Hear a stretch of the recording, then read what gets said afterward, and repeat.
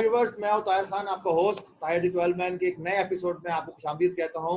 Pakistan cricket team का 29 players का squad announce हो चुका है इंग्लैंड टूर के लिए।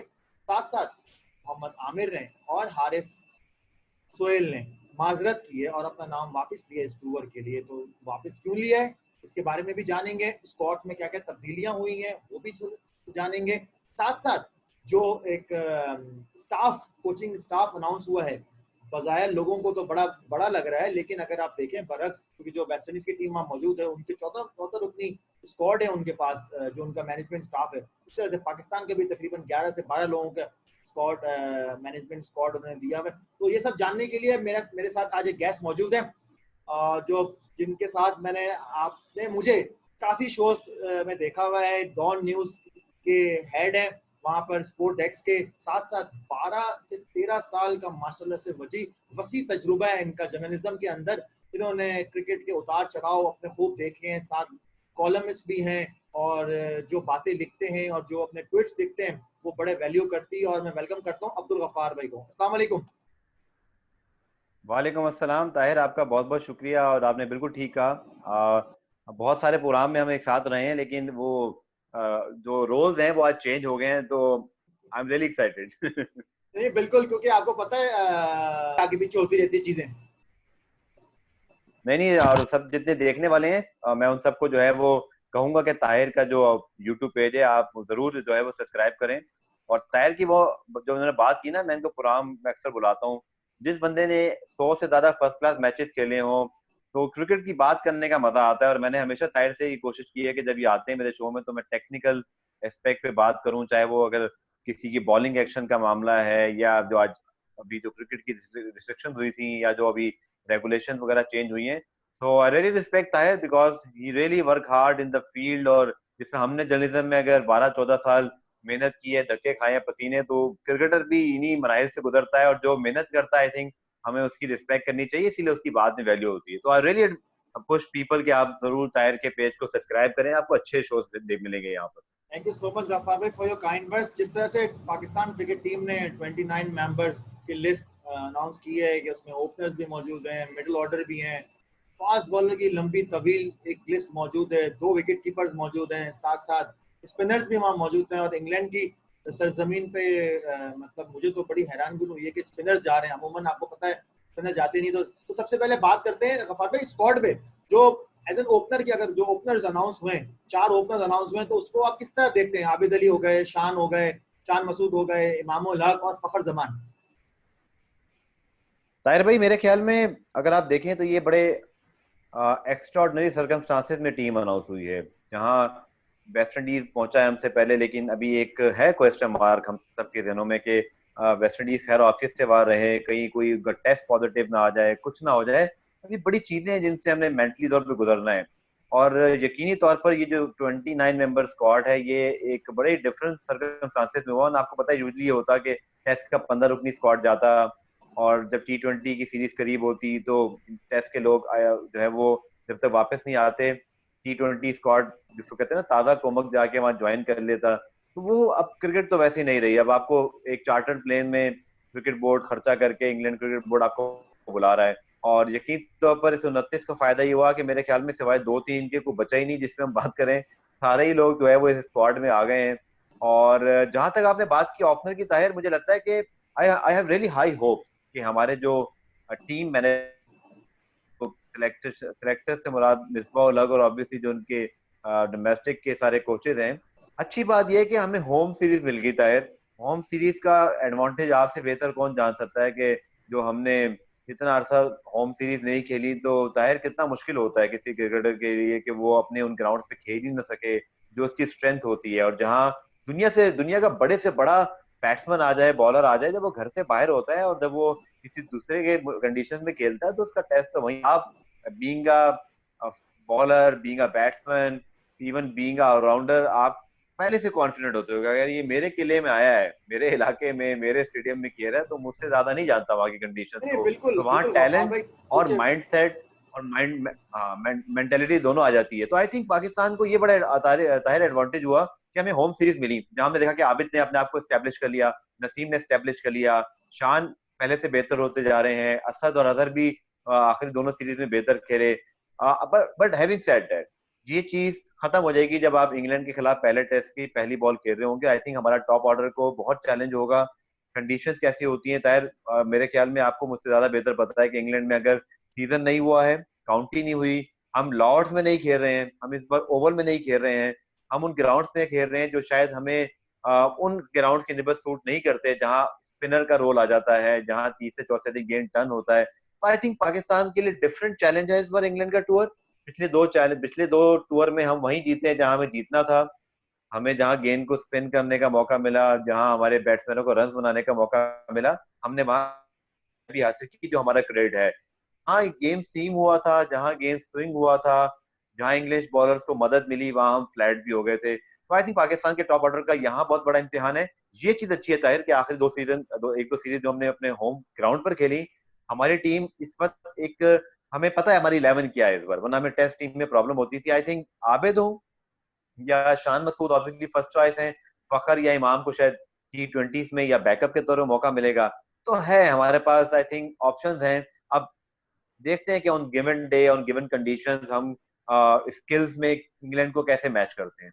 ये वही बात है। देखिए, जिस तरह से हमारे ओपनर्स श्रीलंका के खिलाफ, इवन बांग्लादेश के खिलाफ परफॉर्म करते हुए आ रहे हैं, ऑब्वियसली वो तो एक सर्टनली एज उनको हासिल है, उनकी फॉर्म लगी हुई है, ठीक है। गैप, एक बहुत बड़ा गैप मिल गया है, गैप के बाद वापस आके जीरो से स्टार्ट करना, और उन कंडीशंस में जो जो सबसे ज्यादा मुश्किल कंडीशंस है दुनिया की देखी जाती है, जहाँ पर बॉल सीम और स्विंग होता है, वहाँ बाउंस इतना नहीं होता जितना सीम और स्विंग होता है। और जो जिस वेदर में हम जाएंगे खेलने, अगस्त के स्टार्ट ऑफ 1 अगस्त है, वहां पर ठंड होती है, थोड़ी थोड़ी बारिश हो रही होती है। तो मैं एक्सपेक्ट करता हूँ कि जो पिचेस होंगी ना, वो थोड़ी सी अनफेवरेबल होंगी बैट्समैनों के हिसाब से।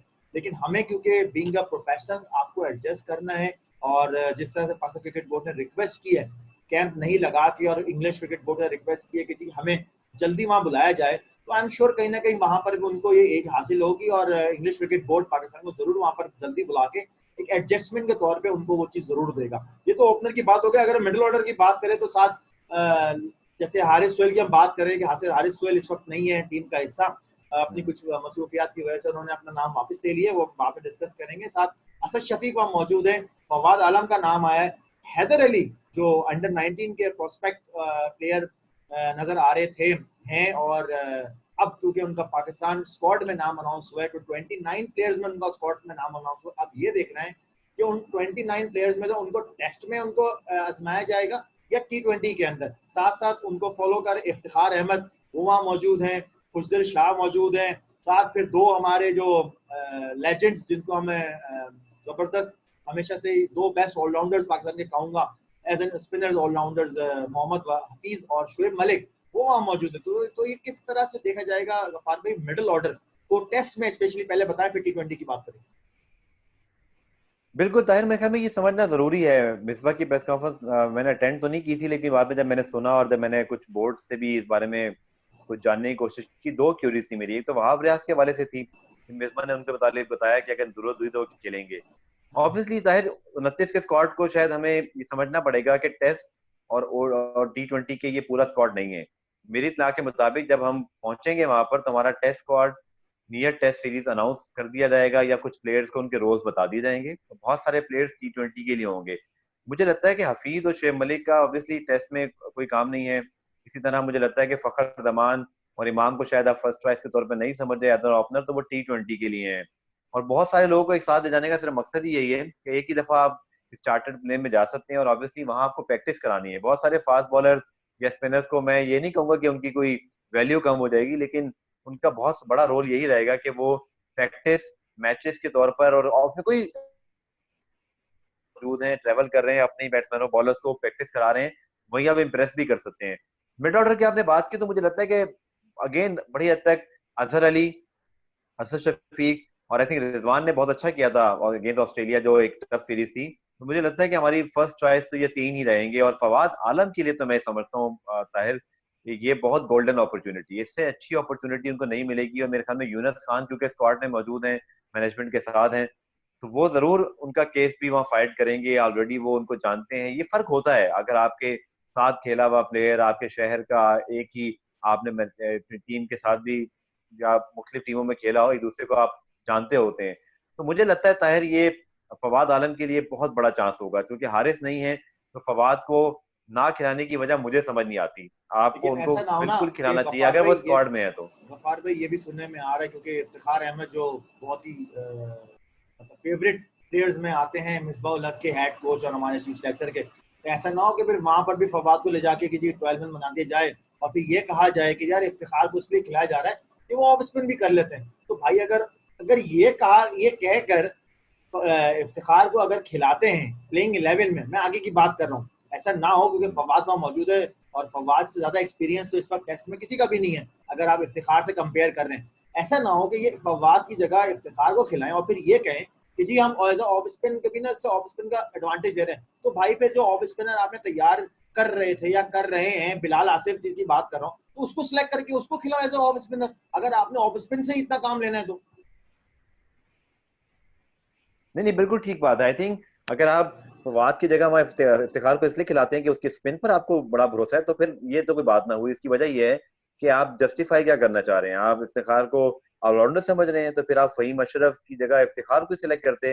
देखिए ये बड़ी हुआ हद है ना तक ये आई वहां थिंक। पर ऑस्ट्रेलिया में हुआ ये चीज, इसी की बात करो ना, मुझे ऑस्ट्रेलिया वाली चीज याद आ रही है, ऐसा ना हो कि ये चीज हो जाए। हाँ देखिए वहां पे लेकिन हारिस मौजूद थे ना, हारिस की प्लेस इस बार खाली होगी। और आई थिंक अगर पाकिस्तान की टीम मैनेजमेंट को अंदाजा हो तो आपको अपने मिडल ऑर्डर में एक्सपीरियंस के साथ आपको I think left right combination को भी देखना चाहिए। टेस्ट मैच हो, वनडे हो, आप खुद ऑफ स्पिन बॉलर है, आपको बहुत अच्छी तरह पता है कि राइट और लेफ्ट का अगर एक आपकी पार्टनरशिप लग जाए तो दर्द सर बन जाता है, कप्तान के सही लिए, बात है, बॉलर के लिए बिल्कुल मुश्किल हो जाता है। बिल्कुल। तो आई थिंक अगर आप इफ्तिखार को, आपने बिल्कुल ठीक कहा, बिलाल आसिफ हो या जफर गौहर को मैं यहाँ जरूर मेंशन करूंगा, जो एक स्पेशलिस्ट स्पिनर होगा ना जनाब, वो उसका कोई नेबर बदल नहीं है। और दूसरा आई थिंक ताहिर, हम अगर एक्सपेक्ट कर रहे हैं क्योंकि लॉर्ड्स और ओवल में मैचेस नहीं हो रहे और मैनचेस्टर में ओल्ड ट्रैफर्ड में मैचेस हो रहे हैं, तो मुझे लगता है कि आपके पास शायद यासिर शाह के अलावा कोई आपको जरूरत नहीं पड़ेगी। आपको वाकई वहां पे ना, मुझे लगता है फहीम अशरफ को शायद आपको शायद खिलाना पड़ जाए, क्योंकि आपको एक एक्स्ट्रा पेसर की जरूरत पड़ जाए। यासिर का रोल तो तीसरे चौथे दिन आएगा। आई थिंक पाकिस्तान को इस चीज को रीड करना होगा, कंडीशंस को देखना होगा। पाकिस्तान का फास्ट बॉलिंग डिपार्टमेंट इस वक्त हम कह सकते हैं कि थोड़ा सा इनएक्सपीरियंस है अब्बास को हटाकर, लेकिन आई थिंक मुझे लगता नहीं है कि कोई वजह है ये कि आप इफ्तिखार को इसलिए खिला लें कि वो स्पिनर है। अगर इफ्तिखार को अगर आप खिलाते भी हैं ऑलराउंडर के तौर पर, तो किसी ऑलराउंडर को खिला सकते हैं जो उस वक्त की कंडीशंस के लिहाज से गेंद को सीम या स्विंग करता हो, जो मीडियम पेसर हो। मुझे नहीं लगता ताहिर, आप उससे बेहतर जानते हैं, वहां खेले हुए हैं, कि वहां पर आपको इस वक्त इस सीजन के अंदर वही फ्रेश पिचेस पर यासिर शाह के अलावा आपको किसी बैट्समैन को स्पिन ऑलराउंडर के तौर पर खिलाना पड़ जाए। मेरे ख्याल में आप स्पेशलिस्ट खिलाइए। अगर आपका मिडल ऑर्डर तगड़ा होगा, फवाद आलम आपको यहाँ पे बहुत सारी चीजों को पूरा करके देते हैं, जहां उनकी मेरिट भी आती है, जहां उनका लॉन्ग वेट भी आता है, जहां ऑब्वियसली उनका लेफ्ट राइट जो मैं कॉम्बिनेशन की बात कर रहा हूँ वो भी आता है, और थोड़े बहुत ओवर तो फवाद भी कर लेते हैं। सही बात है। अब ये तो हम बात कर लिया हमने मिडिल ऑर्डर की और काफी हद तक स्पिनर्स के बारे में भी। दो विकेट कीपर जा रहे हैं, मोहम्मद रिजवान और सरफराज अहमद। सरफराज अहमद का कमबैक हुआ है पाकिस्तान क्रिकेट टीम में एक काफी अरसे के बाद। मैं इसलिए कह रहा हूँ क्योंकि जो कप्तान तीनों फॉर्मेट का हो और फिर सडनली उसको तीनों फॉर्मेट की कैप्टनसी से हटा दिया जाए, साथ साथ तीनों फॉर्मेट की टीम से भी हटा दिया जाए और फिर ये कहा जाए कि जो डोमेस्टिक में जाओ, अपनी फिटनेस जाहिर करो, परफॉर्म करो और टीम में वापस आ जाओ। अब जब वो टीम में आ गए हैं और इंग्लैंड के टूर पे जा रहे हैं, तो आपको क्या लगता है गफार भाई, टेस्ट और T20 के, तो T20 की तो हम बात में, टेस्ट की हम बात करते हैं, कि रिजवान या सरफराज अहमद कौन चॉइस होगा पहला? देखिए मेरे कहने से तो खैर कुछ नहीं होगा, आपको पता है रिजवान ने फर्स्ट चॉइस बन के गए हैं और वो खेलेंगे। मुझे इस चीज पे इख्तलाफ है यहाँ पे ताहिर, कि दुनिया में कहीं ऐसा होता है कि आपके तीनों फॉर्मेट का कैप्टन एक यकमुश्त एक कलम की जुम्बिश से आप उसको घर भेज दें। दो बातें होती हैं, नहीं या होता है तो ना, आपका हमारे यहाँ होता है, कैप्टन, हमारे यहाँ हाँ, सब कुछ होता या है तो गफार भाई। ये होता है, अगर आप ऑस्ट्रेलिया को देखें, इंग्लैंड को देखें, न्यूजीलैंड को देखें, साउथ अफ्रीका को देखें, जो बड़े टेस्ट प्लेइंग नेशंस हैं जहां एक सिस्टमैटिक तरीके से सिलेक्शन होती है, दो चीजें होती हैं वहां पे ताहिर। या तो कैप्टन की रिस्पेक्ट बहुत होती है, एज अ कैप्टन भी, एज अ प्लेयर भी।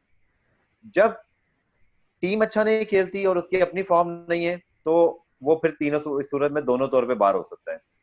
या तो ये होता है कि आप Brian Lara, Tendulkar, Kallis, Dravid, इतने हाई लेवल के आप प्लेयर हो कि आपकी परफॉर्मेंस तो ठीक है, आपकी इंडिविजुअल परफॉर्मेंस भी ठीक है, आप अपना रोल भी परफॉर्म कर रहे हैं, लेकिन बीइंग अ कैप्टन चूंकि आप टीम को नहीं लड़ा पा रहे, जिता पा रहे, तो फिर आपको आपके बर्डन को कम करने के लिए रिस्पेक्टफुली आपके साथ बात करके आपको ड्यूटी से रिलीव किया जाता है और फिर आप एज अ प्लेयर खेलते हैं। अब पाकिस्तान क्रिकेट में ये चीज आप कैसे जस्टिफाई कर सकते हैं दुनियाई क्रिकेट को मिला देखते हुए कि आप अपने कैप्टन को वर्ल्ड कप के बाद, वो भी जब आप T20 में नंबर 1 थे, वो भी जब आप एक स्लाइटेस्ट ऑफ मार्जिन से वर्ल्ड कप से बाहर हुए। अगेन मैं कोई सरफराज की यहाँ पे अंधी ब्लाइंड किस्म की जो है फेवर नहीं करूंगा, मैं सिर्फ एक डिसीजन को जस्टिफाई करने की बात कर रहा हूँ। या तो आपने सरफराज को अगर डिस्कार्ड किया था तीनों फॉर्मेट से और फिर एज अ प्लेयर भी, तो फिर तो उनकी जगह बननी नहीं चाहिए थी बहुत अरसे तक, क्योंकि आपने उनको डिस्कार्ड कर दिया, आपने तो समझा जैसे वो किसी काम के नहीं है। और अब क्या मीडिया का प्रेशर है, क्या उनकी फ्रेंचाइज के ऑनर बहुत ज्यादा बात करते हैं, एक चीज क्या आगे ना आपको लगता है सामने, कि कराची का मीडिया बहुत बहुत वोकल देखिए है, या एक बार पे सर्टन ऑस्ट्रेलिया मीडिया? के टूर पे रिजवान हाँ। गया, वहां वो एक्सपोज हम्म। हुआ, एक टेस्ट में उसे 97 किए, तो इसके अलावा कोई परफॉर्मेंस नजर नहीं आई। T20 की अगर बात करें, वहां पर भी एक्सपोज हो गया, जिस तरह से वो आउट हो रहा है वो सबके सामने है। PSL की बात करें तो वहां तो उसकी फ्रेंचाइज को खिलाई नहीं रही है। तो एक वो विकेट कीपर जो तीनों फॉर्मेट में खेल रहा है पाकिस्तान के, और पाकिस्तान के कैप्टन को रिप्लेस करके वो आया है, और उसको कहीं जगह ही नहीं मिल रही खेलने की, तो फिर वो टेस्ट में किस तरह से वो अपने आप को जस्टिफाई कर पाएगा? वो तो अंडर प्रेशर होगा, जब वो देखेगा कि सरफराज अहमद मेरे साथ वहां मौजूद है, तो वो तो प्रेशर में रहेगा। बिल्कुल, टीम मैनेजमेंट का रोल यहाँ इंपॉर्टेंट है। आई थिंक आपने जिसको खिलाना है, जिसको भी खिलाना है, अब आप उसको मजीद अंडर प्रेशर ना लाएं। ये अच्छी चीज है कि कंपटीशन होना चाहिए, एक के पीछे एक हो जो टीम के मफाद के लिए अच्छा, लेकिन किसी प्लेयर के लिए आई थिंक उसको इतना टाइम जरूर देते हैं आप जब वो शुरू में होता है। कंपटीशन वहां आता है जब आप स्ट्रगल कर रहे हो, आपने लंबी क्रिकेट खेल ली हो और आपके अब ऊपर डिसीजन करना है, तो फिर आपके साथ जूनियर लगा दिया जाता है या आपके पीछे आपके साथ एक प्लेयर होता है। मैं ताहिर यहाँ ये कहना चाह रहा था कि पाकिस्तान क्रिकेट को यहाँ पे थोड़ी सी मेच्योरिटी दिखानी चाहिए। आप किसी प्लेयर को जब ड्रॉप करते हैं ना, तो ऐसे ड्रॉप ना करें कि आपको 6 महीने बाद लाना पड़ जाए। आपको या तो उसको ड्रॉप नहीं करना चाहिए था, आपने सरफराज अहमद को जो T20 कप्तानी से हटाया, वो बहुत ही एक बहुत ही अनयूजुअल डिसीजन था। कैसे हो सकता है कि एक T20 का नंबर 1 कैप्टन जो है वो उसकी टीम में जगह न रहे? आई थिंक लॉजिक नहीं। और फिर आप उसको 6 महीने बाद लेकर आते हैं, इसको कोई भी नहीं समझ सकता सिवाय मिसबा के, वो जो इस चीज को एक्सप्लेन करें। आई थिंक मुझे लगता है कि बड़ी हद तक आपका जब पहला फैसला गलत होता है ना, तो उसको ठीक करने के लिए आपको दूसरा भी गलत फैसला करना पड़ता है, तो या आप बहुत उस सारे फैसले को गलत ठीक करने करने में पड़ते हैं, लगे फिर रहते जाके हैं। वो एक सही फैसला हाँ, होता है। ठीक है। तो मुझे लगता है कि इन दी एंड सरफराज को आप इसलिए लेकर आए कि आपने खुद रियलाइज कर लिया ना कि मैं हमसे गलती हुई थी। अरे अभी सिर्फ अभी आई होप के रिजवान तीनों सरफराज, फॉर्मेट के रेडी नहीं है। आई होप कि सरफराज जब कम बैक कर रहा हो और कम बैक हो रहा हो किसी भी फॉर्मेट में, चाहे वो T20 हो या टेस्ट हो, तो परफॉर्म करे, क्योंकि वो परफॉर्म करेगा तो पाकिस्तान का फायदा होगा, पाकिस्तान का फायदा होगा तो पाकिस्तान का नाम होगा। ऑब्वियसली जिस तरह से मिसबा उल-हक की अगर हम बात कर रहे हैं कि मिसबा के जो फैसले हो रहे हैं, मिसबा बड़े मशवरात के बाद फैसला कर रहा है सेलेक्टर्स के साथ मिलकर। जो हम अगर फास्ट बॉलर की लंबी तवील देखें, इसकी डिस्कशन सब लोगों ने की है, मैं सबके देख रहा था ट्विट्स पे, उनके यूट्यूब चैनल्स पे, टीवी पे, आप लोगों ने कई दफा जिक्र किया। एक लॉजिकल बात नजर आई कि हाँ यार इतनी लंबी फहरिस्त क्यों जा रही है। फिर मिसबा ने आके जो प्रेस कॉन्फ्रेंस की, जो आपने भी कवर की है, कि मिसबा का कहना यह था कि क्योंकि वहां पर नेट बॉलर हमारे पास मौजूद नहीं होंगे, हम्म। प्रैक्टिस मैचेस हमारे पास नहीं होंगे, तो हमें अपने बॉलर्स खुद लेके वहां जाने हैं कि इन केस अगर कोई हमारे मेन बॉलर्स को इंजरी हो जाती है तो हमारे पास उनका बैकअप वहां मौजूद होना चाहिए। नंबर 1 एक तो ये चीज हो गई, ठीक है, मैं इस चीज को बिल्कुल एग्री करता हूँ, ये हो गया।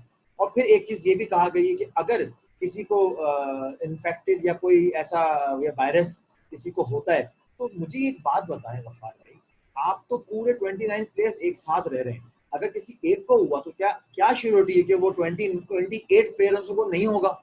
तो ये कैसी, और फिर आप बात कर रहे हैं जी रिप्लेसमेंट की, कैसे रिप्लेस करेंगे अगर दूसरे तीसरे चौथे को भी यही हुआ होगा? तो ये बहुत रिस्की अलाइनमेंट है। मैं समझता हूँ या तो आप उनको अलग कर दें कि जो T20 के फॉर्मेशन है कि आपका भाई ये सेशन है, आपकी ये जगह है, आपने यहाँ रहना है, आपने टेस्ट वालों के साथ नहीं मिलना, तो एक समझ में आती है बात, फेयर इनफ कि जी प्रैक्टिस सेशंस में आपको अलग किया हुआ है, उनको अलग किया हुआ है, तो ये समझ में आती है। ये लेकिन समझ में नहीं आया कि आप एक साथ जाके सब प्रैक्टिस करें और फिर अगर किसी एक को उनमें से हो गया तो फिर क्या श्योरिटी की, क्या सबको, किसी को भी नहीं होगा? देखिए, ये एडमिनिस्ट्रेशन का डिसीजन है और फिर मेडिकल एडवाइजरी तो SOP यहाँ पर आएंगी।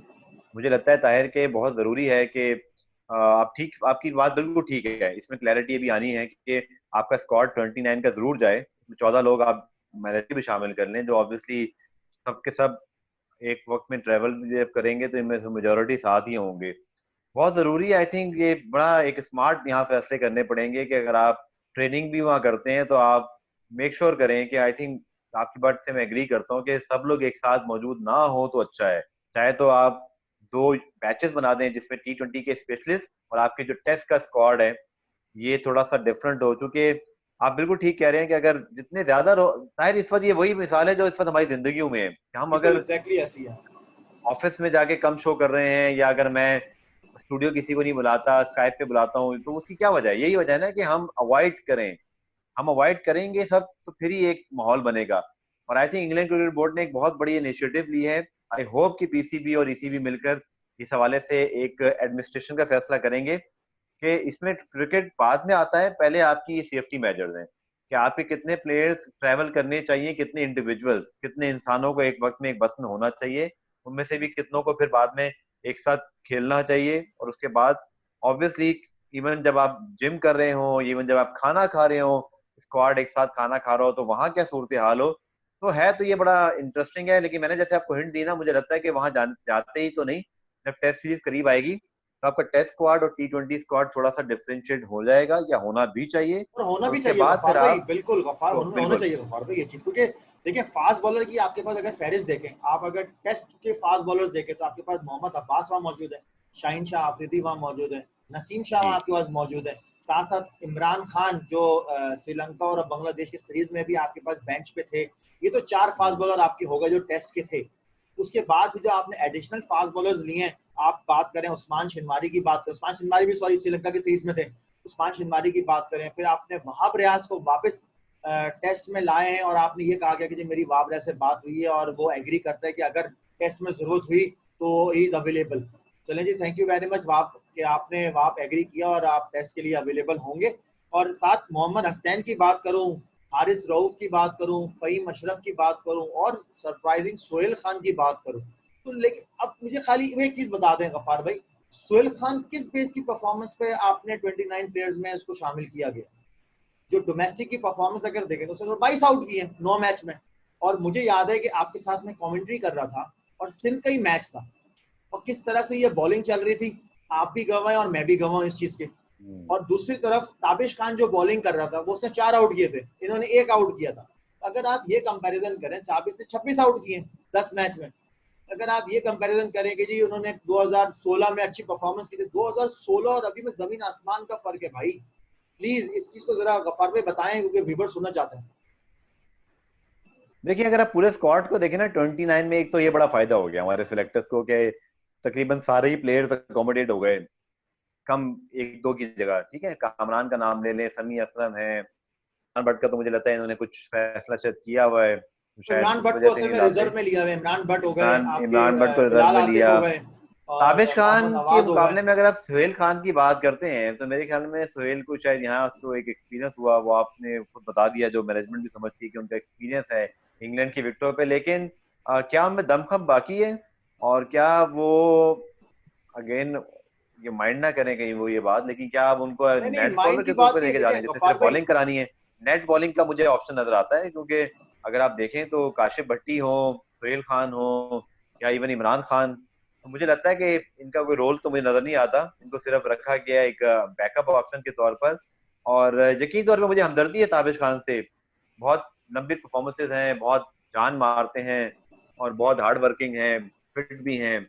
लेकिन अब क्या कह सकते हैं कि आप किसी को पुरानी परफॉर्मेंस पे ले जाएं। आई थिंक अगर आप देखें ना ताहिर, तो ये बड़ी सेफ सिलेक्शन हुई है यहाँ पर।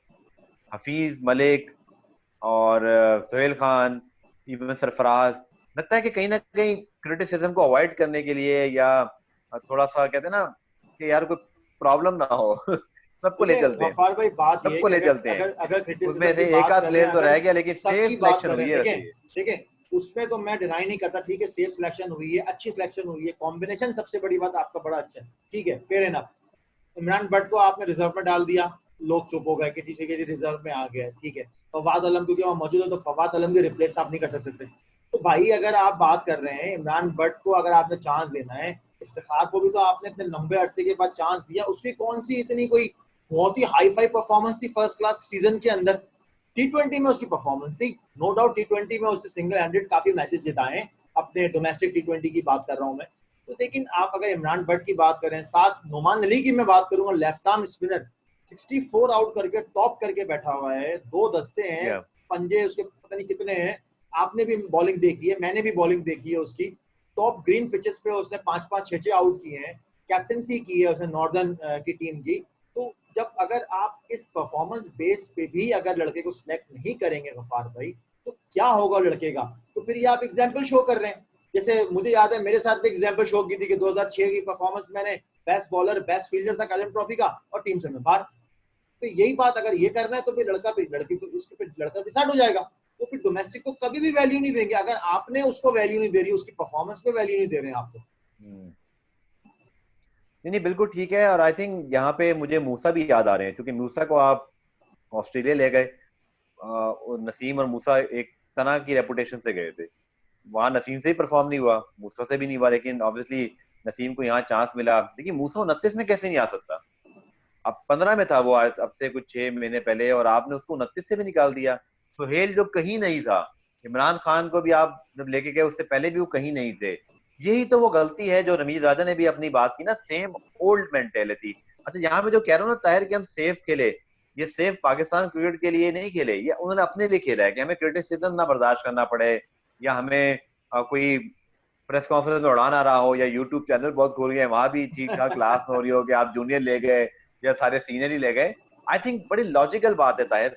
मूसा को आपने परफॉर्मेंस, उसको आपने मौका भी प्रॉपर नहीं दिया। अभी आप उसको कम से कम स्क्वाड के साथ तो रखते यार, आप उसको रखते कि उसको उसका दिल ना तोड़ते आप। बीइंग अ यंगस्टर, एक फास्ट बॉलर का, फास्ट बॉलर की ख्वाहिश होती है कि उसका टेस्ट डेब्यू ऑस्ट्रेलिया, इंग्लैंड या साउथ अफ्रीका में हो, क्योंकि ये पिचेस, वहां की conditions fast bowler medium pacers को सपोर्ट करती हैं।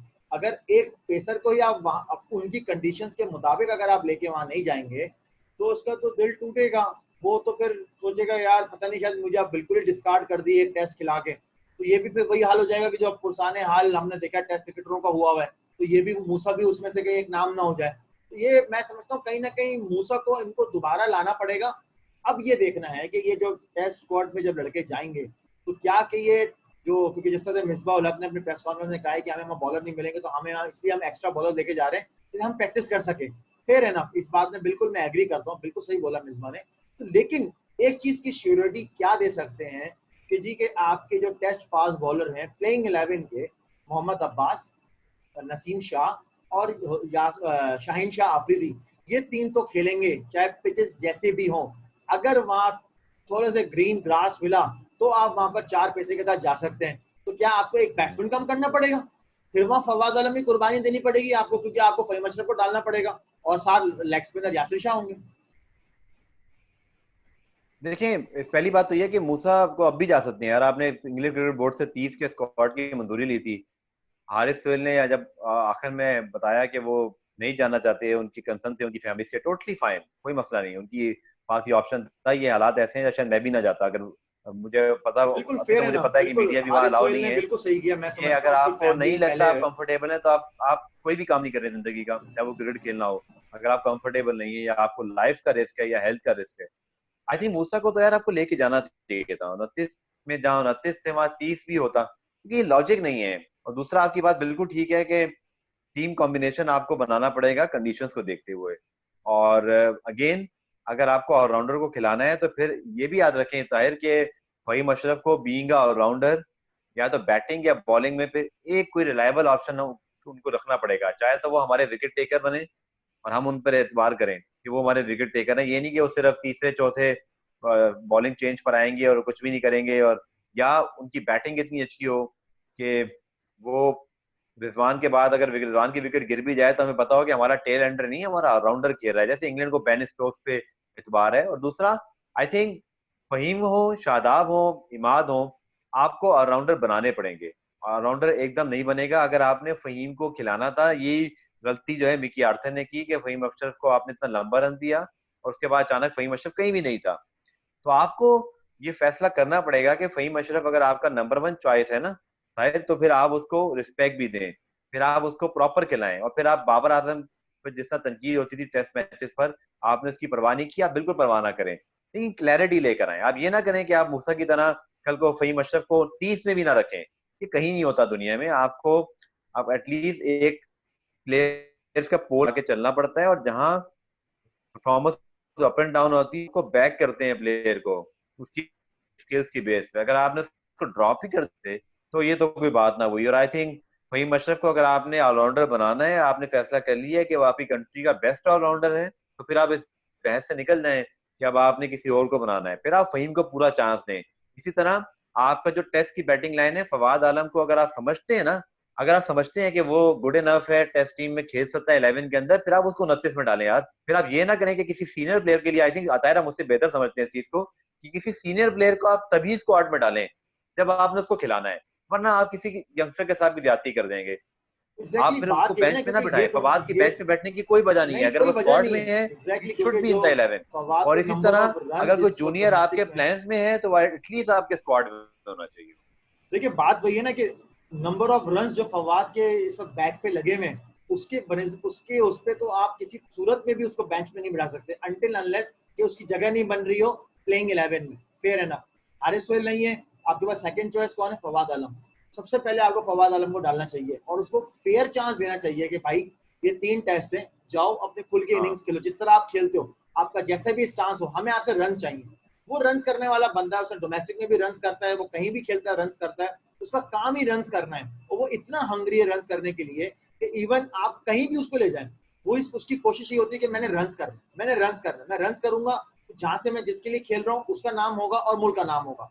तो यही चीज हमने देखनी है फास्ट बॉलर के लिए भी कि अगर आप वहां से, अगर आपने ये चॉइस करना है 3 फास्ट बॉलर के साथ जाना है, एक स्पिनर आपके पास होगा, और अगर हल्की सी सीमिंग कंडीशन टाइप की हुई तो फिर आपको फहीम अशरफ को डालना पड़ेगा, फिर आपको एक बैट्समैन कम करना पड़ेगा, 5 बैट्समैनों के साथ एक ऑलराउंडर, एक विकेट कीपर, एक स्पिनर और 3 फास्ट बॉलर के साथ जाना पड़ेगा। तो वो भी आपके पास एक कॉम्बिनेशन आपको उसके लेके चलना पड़ेगा। लेकिन बात यह है गफार भाई कि फहीम अशरफ किस बेस की परफॉर्मेंस पे इसको डाला गया है कि आपके पास ऑलराउंडर्स नहीं है यहाँ पर पाकिस्तान के अंदर, डोमेस्टिक क्रिकेट के अंदर, आपको फिर वापस back of the door knock करना पड़ता है कि भाई आ जाइए खेलें आगे पाकिस्तान।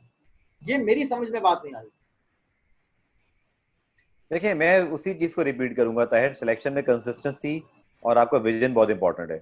अगर आपने फहीम अशरफ को आप सिलेक्ट कर लिया है ना, बीइंग ऑलराउंडर आपके पास, क्योंकि बीइंग अ फास्ट बॉलर शायद वो किसी कंपटीशन में अभी इस ना आ सके, लेकिन अगर बीइंग ऑलराउंडर आप समझते हैं कि उनको आपने खिलाना है, आपने प्रॉपर उनको चांस देना है, तो फिर आपका डिसीजन बड़ा उन पे क्लियर होना चाहिए यार, कि फिर वो टीम में या स्क्वाड में तब है जब उनको खेलना है। बीइंग ऑलराउंडर वो खेलेंगे, वो बीइंग अ फास्ट बॉलर नहीं खेल सकते। तो सिमिलरली आई थिंक ताहिर बहुत जरूरी है कि अगर आपने स्पिनर हो या फास्ट बॉलर हो, आप उसको स्क्वाड में तब लें जब आपने उसको खिलाना है, दैट सिंपल। अगर आप समझते हैं कि वही मशरफ अच्छे ऑलराउंडर है, तो फिर आप उनको पूरी सीरीज खिलाएं, फिर आप उनको पूरा साल अपने साथ रखें।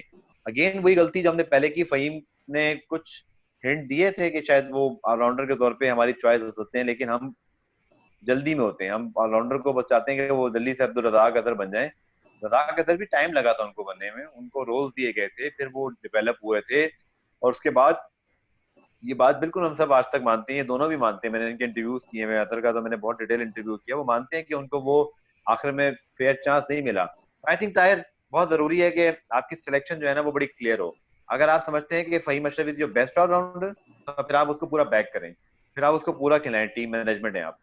लेकिन अगर आपको जरा से भी डाउट है तो फिर आप अब फिर आप दूसरे प्लेयर को चांस दें, लेकिन उसको भी प्रॉपर चांस, उसको भी एक पूरा फेयर चांस मिलना चाहिए, क्योंकि अमाद बट हैं या आपके पास दीगर जो ऑप्शंस हैं, बिलावल भट्टी एक जमाने में आए थे, अनवर अली आए थे, लेकिन फिर कहाँ गए वो? आपने किसी को भी डेवलप नहीं होने दिया, क्योंकि आपने हर बंदे से एक्सपेक्ट किया कि वो एंड्रयू फ्लिंटॉफ बन जाएगा पहले 5 मैचों में।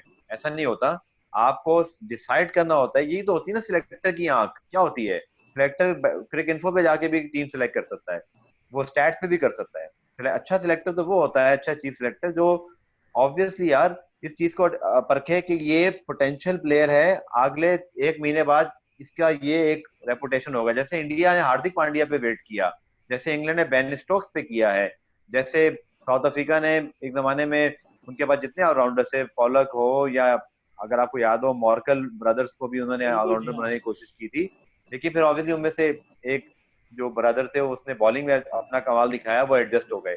आई थिंक आपको इसमें तो कोई शक नहीं है कि आप जब तक हम अच्छा ऑलराउंडर नहीं अभी फिक्स कर लेंगे, एक ऑलराउंडर चाहे वो कोई भी हो, हमारी टीम का बैलेंस कभी अच्छा नहीं बन सकता। तो फिर आप एक दफा फैसला कर लें कि आपका बेस्ट ऑलराउंडर कौन है, और जब आपने फैसला कर लिया है तो आप उसको प्रॉपर खिलाएं, फिर साल पूरा उसको खिलाएं, एक सीरीज भी नहीं, फिर आप उसको यही लेके चलें। यही बात है ऐसे ऑलराउंडर गफ्फार भाई प्रोड्यूस के नहीं पास। होगा। सही बात है कि अगर आपको कोई भी, चाहे as an opener, middle order, allrounder, wicket keeper, batsman, fast bowler, spinner, अगर डेवलप करना है तो आप उसको पूरी सीरीज दें, खुल के चांस दें, ताकि उसको भी लगे कि हाँ यार मेरे साथ जस्टिफाई हुआ है, अगर मैं इस काबिल हूँ और मैं परफॉर्म कर सकता हूँ तो मैं इन स्क्वाड के अंदर पार्ट हो सकता हूँ, अदरवाइज मुझे डोमेस्टिक में वापस जाके अपने आप को वापस सही करना पड़ेगा और नए लड़के को चांस देना पड़ेगा। तो आई होप कि ये जिस तरह से जो हमारी नई मैनेजमेंट आई है और साथ Younis Khan as a batting consultant आए इस टूर के लिए खाली, आई होप कि वो, क्योंकि जो लड़के उनके साथ खेले हुए हैं, असद शफीक हो गए, अजहर अली हो गए, बाबर हो गए और सरफराज हो गए, ये वो लड़के हैं जो काफी अरसा उनके साथ खेले। और जिस तरह की बात करूं कि जो एक ड्रेसिंग रूम का माहौल होगा, आई एम श्योर बहुत ज्यादा प्रोफेशनलिज्म होगा, क्योंकि जब यूनुस खान, मुझे याद है जब मैं 2006 में पाकिस्तान टीम का हिस्सा था और जब यूनुस खान जिस कॉर्नर पे बैठते थे तो ये कहा जाता था कि यार इस कॉर्नर पे नहीं आना, खासतौर पर जब यूनुस खान आउट हो गया है। मुझे आज भी याद है क्योंकि मैं 13 मैन था, तो मैं सबसे पहले मैं गया था पानी पिलाने के लिए। तो लेकिन क्योंकि यूनुस खान जब आउट होके कोई आता है इंसान, तो ऑब्वियसली उस वक्त तो वो अपने सोच में होता है, लेकिन मुझे यूनुस खान ने मुझे बुलाया, मुझसे पूछा यार मैंने क्या गलती की थी। तो ये मेरे लिए उस वक्त इतना बड़ा सब्जेक्ट था कि यार देखो बीइंग अ जूनियर मुझसे वो पूछने की क्या गलती की थी, इट मींस कि अब मेरा काम है, मुझे लर्न करना है इनसे, और लोगों से लर्न करना है। तो आई एम श्योर जितना हमारे यंगस्टर्स या जो नए लोग लड़के जा रहे हैं स्क्वाड के अंदर, आई एम श्योर वो कहीं ना कहीं यूनुस खान से जरूर लर्न करेंगे। एंड आई होप कि पाकिस्तान की टीम इस टूर पे परफॉर्म करेगी। इन द एंड छोटे से पद एक शॉर्ट करते हैं कि मोहम्मद आमिर ने अपना नाम वापस ले लिया है, और हारिस सोहेल के बारे में तो हम बात कर चुके हैं। जिस तरह से गफ्फार भाई लोगों ने ट्वीट करना शुरू कर दी थी अपने यूट्यूब पे मोहम्मद आमिर के उड़ाना शुरू कर दिया था, कि तो मैं समझता हूँ ये नाइंसाफी है। और कुछ लोगों को एटलीस्ट पहले ये पता कर लेना चाहिए कि जी क्या रीजंस हैं, किस रीजंस की वजह से एक बंदा अपना नाम वापस ले रहा है, उसके बाद फिर जो भी करना है वो कहें, उसके रीजंस पे बात करें, ना कि आपने पहले से एलिगेशंस लगा दिए हैं कि जी ये तो वो हो गया, ये तो टेस्ट से हट गया, इसको तो सिर्फ वाइट बॉल करवाना है। मेरे ख्याल में ये फेयर इनफ नहीं है मोहम्मद आमिर के साथ। आई थिंक ताहिर हमारे जो जर्नलिस्ट हैं, यकीनी तौर पर हर डिपार्टमेंट में सबको बहुत जिम्मेदार होना चाहिए, लेकिन जर्नलिस्ट क्या करता है कि जर्नलिस्ट जब ट्वीट करता है या अपना प्रोग्राम करता है या आप और मैं डिस्कशन कर रहे हैं, तो वो हम और आप कुछ भी कह लें, लोग उसको अच्छा बुरा कह सकते हैं, लेकिन बस बात यहाँ खत्म हो जाएगी। आई थिंक हमारे जो क्रिकेटर्स हैं ना, उनको सोशल मीडिया का इस्तेमाल का थोड़ा सा सीखना चाहिए, उनको पता होना चाहिए कि उनके बोलने की वैल्यू क्या है। क्योंकि एक क्रिकेटर जब बात करता है ना, जो पाकिस्तान के लिए खेला हो, स्पेशली साबित टेस्ट क्रिकेटर हो, और वो, मैं किसी का नाम नहीं ले रहा यहाँ पे, लेकिन आप जब सोशल मीडिया पर हैं तो आपको बहुत ज्यादा मोहतात होना चाहिए। तो हर बात पे बोलना नहीं चाहिए मेरे ख्याल में। हर ही बात पे अगर आप बोलेंगे तो यूट्यूब पे हर ही बात पर आप जो है ना वो हर बात में कूद पड़ेंगे, तो आपकी वैल्यू नहीं है। दूसरा ये याद रखें कि आपकी हर बात से खबर बन जाती है। वेबसाइट्स हो, टीवी चैनल्स हो, आजकल तो वैसे ही क्रिकेट नहीं हो रही, तो मसाला सबको चाहिए, वेबसाइट भी 24 घंटे अपडेट करनी है। तो तो कहीं ये क्रिकेटर्स को यहाँ सोचना गफ्फार चाहिए। भाई, कहीं ये मसाला इसलिए तो पैदा नहीं कहते कि खबर बन जाए, मेरा नाम वापस हो जाए, देखिए एक मुझे हद तक एक हद सब्सक्राइबर्स तक मिल जाएं। देखिए एक हद तक उनकी सोच है भी ये। मैं आपको बताऊं, बहुत सारे लोग तो डिलिबरेटली करते हैं, बहुत सारे लोग डिलिबरेटली करते हैं, और कुछ लोग तो खैर उनकी ब्रांड ऐसी है। मैं कहता हूं आप लॉजिकल बात जरूर करें, आप ऐसी बात जरूर करें कि बाद में उसको कोई जवाब दे। जैसे आपने कहा ना कि हारिस और आमिर के ऊपर बाद में जस्टिफिकेशन आ गई। आमिर की तो बहुत ही एक सीधा साधा जो है वो एक फैमिली और उनका निजी मामला है जिसकी हमें रिस्पेक्ट करनी चाहिए। हारिस के पास ऑप्शन था, पाकिस्तान क्रिकेट बोर्ड ने ऑप्शन दिया था, आप जाना चाहते हैं तो जाएं, नहीं जाना चाहते तो इट्स अप टू यू। ये जरूर है हमारे क्रिकेट कल्चर में, ये है तय कि अगर यहाँ पे अगर किसी ने परफॉर्म कर दिया तो ये एक अलग बहस होगी कि कल को फिर क्या उसकी जगह बनती है या हारिस की जगह बनती है, ये तो होगा। लेकिन हम ये नहीं कह सकते कि हारिस ने अगर अपनी मर्जी से अपनी फैमिली के ऑब्वियसली तमाम तर जो एडवाइस है उसको फॉलो करते हुए किया, तो हम उसको क्रिटिसाइज करें, उसके पुराने वाकयात को सामने ले आए, उनकी पुरानी बातों को ले आए। आई थिंक मैं नहीं, इस ये पे ज्यादा गलत है, बात नहीं मेरे करना ख्याल में चाहूंगा ये ताहिर। गलत है, ये मेरे सरासर ख्याल में आमिर नाइंसाफी है और मेरे। हारिस ने जब ये डिसाइड कर लिया कि वो नहीं जाना चाहते, दुनिया भर में ऐसा होता है, वी शुड रिस्पेक्ट इट, और उनके पास गुड इनफ रीजन है, कोई ऐसा रीजन नहीं है जिस पर हम ये उनको क्रिटिसाइज करें। और आई थिंक हमारे क्रिकेटर्स को जो सोशल मीडिया पर हैं थोड़ा सा मुहतात होना चाहिए, उनके नाम बड़े हैं, उनकी रिस्पेक्ट है, उनकी वजह से खबर बन जाती है, तो आप क्यों ऐसी खबर बनाते हैं जिसको पढ़ के अब तो लोग भी सोशल मीडिया पे बड़े वोकल हैं, वो कुछ भी कह देते हैं, और आप ट्वीट्स पे जाके नीचे पढ़ लें, आपको अंदाजा हो जाएगा अच्छी बात पे क्या रिस्पॉन्स आता है और बुरी पे क्या आता है। बिल्कुल गफ्फार भाई, ये तो दुनिया का दस्तूर है कि जब कहोगे तो फिर सुनने की सलाहियत भी रखो और बर्दाश्त भी करो, क्योंकि जब आप कह जाते हो बगैर सोचे समझे, जब दूसरा कहता है तो फिर आप सुन नहीं सकते, ये तो खैर सुनना पड़ेगा और वक्त के साथ हो सकता है। आई एम श्योर कि जितने भी ये लोग हैं और जिस कम की लोग बातें करते हैं, आई एम श्योर कि उनको इस चीज़ को रियलाइज होगा एक न एक दिन। और thank you very much Ghaffar भाई, बड़ा ज़बरदस्त मज़ा आया। एक क्विक सेशन हमें करना था लेकिन वो क्विक थोड़ा सा ज्यादा हो गया, लेकिन टू द पॉइंट हमने बात की, डीपली डिस्कशन की हमारी बैटिंग ऑर्डर पे, हमारे स्पिनर्स पे, हमारे विकेट कीपर पे, हमारे फास्ट बॉलर्स पे, हमारी कंडीशंस क्या होंगी, किस तरह से हम T20 में खेलेंगे, किस तरह से हम अपने टेस्ट मैचेस को खेलेंगे। आई एम श्योर कि लोगों को ये चीज़ का बड़ा एंजॉय किया होगा। और गफ्फार भाई thank you so much and once again. और जब भी अब मौका लगा मैं आपको जरूर दोबारा पकड़ूंगा और छोड़ूंगा नहीं, कि आपसे बहुत सारी चीजें मुझे मिल जाती हैं। नहीं नहीं ताहिर, आपका बहुत बहुत शुक्रिया, और आपने अपने प्रोग्राम में अपने यूट्यूब चैनल पे मदऊ किया, और रियली बेस्ट विशेस हैं आपके लिए, और यू आर डूइंग गुड माशाल्लाह। तो मजा आया मुझे भी, सेम हियर, थैंक यू।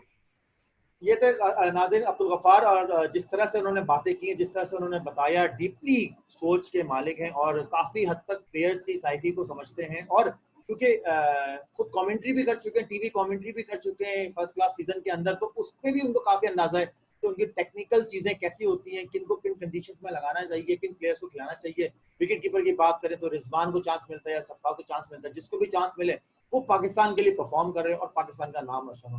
तो इसी के साथ मैं अपना एपिसोड खत्म करता हूँ। और जिन्होंने ये मेरा यूट्यूब चैनल सब्सक्राइब नहीं किया तो प्लीज काइंडली मेरा यूट्यूब चैनल सब्सक्राइब करें, और साथ नोटिफिकेशन के लिए बेल आइकॉन को जरूर हिट करें, क्योंकि जब आप बेल आइकॉन को हिट करते हैं तो लेटेस्ट एपिसोड्स आपके पास फौरन सामने आते हैं आपकी नोटिफिकेशन आइकॉन्स के अंदर।